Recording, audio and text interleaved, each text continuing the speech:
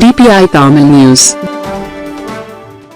தருமபுரி மேற்கு மாவட்ட இளைஞரணி சார்பில் தமிழக முதலமைச்சர் பிறந்தநாள் முன்னிட்டு பள்ளி மாணவர்களுக்கு நோட்டு புத்தகங்கள், செவித்திறன் பள்ளியில் மாணவிகளுக்கு இரவு உணவு வழங்கப்பட்டது.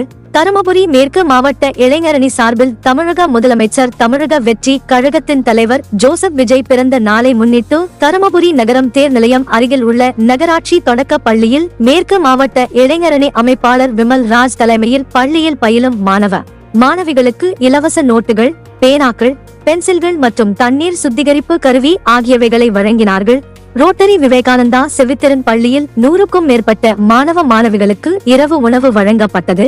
இதில் இளைஞர் அணி இணை அமைப்பாளர் கோபி, முருகன், வினோத், ரமேஷ், திருப்பதி, மைல்ஸ், பரத், விஸ்வா, ரம்யா தேவி, தெற்கு ஒன்றிய நிர்வாகிகள் விஜயன், நாகராஜ், அருள், கோவிந்தராஜ், மாவட்ட, நகர, ஒன்றிய நிர்வாகிகள் கலந்து கொண்டனர்.